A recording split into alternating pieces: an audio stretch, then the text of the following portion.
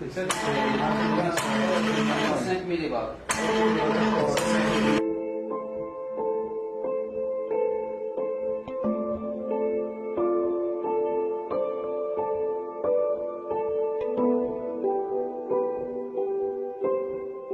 مراد محمد بن عثمان دكتور en génie biomédical. رحنا اليوم هنا par l'appel de la GATEC et en collaboration avec le CDTA et aussi l'université de Tübingen.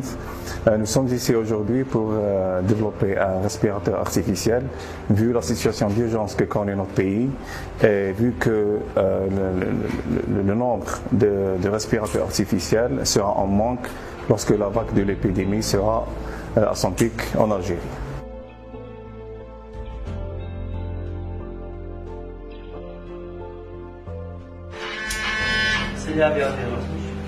بسم الله الرحمن الرحيم. معكم عبد المؤمن العرفي رئيس مصلحة البحث والتطوير في غاتيك.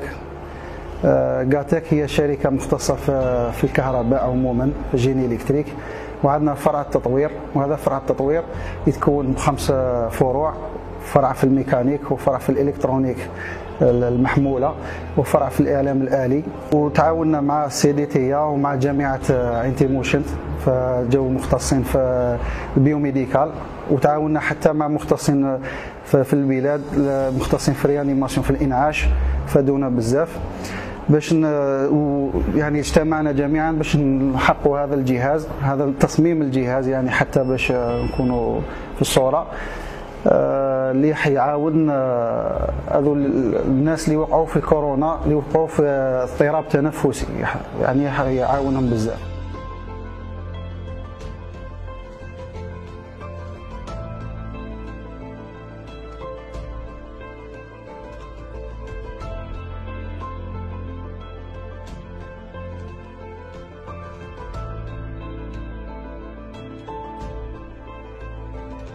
Riyad Brahimi, je suis le président directeur général de la SPA Global Algerian Technology.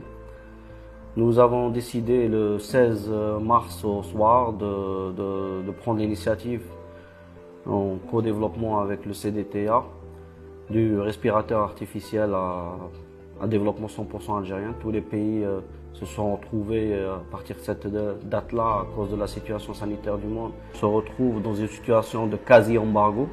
Donc nous avons pris cette initiative. Nous remercions déjà tous les acteurs qui nous ont aidés dans cette démarche, à savoir les universitaires algériens, plus d'une dizaine de réanimateurs, des personnes, des Algériens d'ailleurs dans le monde, dans la diaspora algérienne, et puis tout le monde qui nous aura aidés. Le but, alhamdoulilah, une première étape a été franchie aujourd'hui, à savoir le dispositif, le premier prototype est opérationnel et prêt à être industrialisé.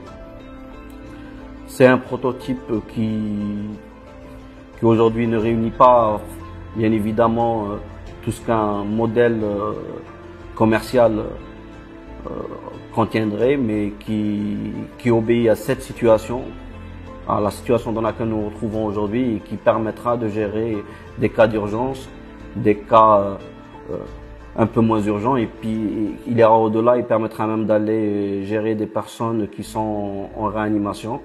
C'est un modèle à volume contrôlé avec deux modes opératoires, Total Volume Control et VAC, Assisted Control Volume. Les médecins réanimateurs agiront comme sur un modèle classique commercial sur les mêmes paramètres, à savoir le temps plateau, la fréquence, le temps d'insufflation, le FiO2, etc. La deuxième étape qui débutera Inch'Allah dès demain, ce sera la validation de nos travaux par les organismes sanitaires. Et puis tout de suite après, passer à l'industrialisation. Donc je remercie déjà le Forum des chefs d'entreprise pour son engagement et son rôle de coordination.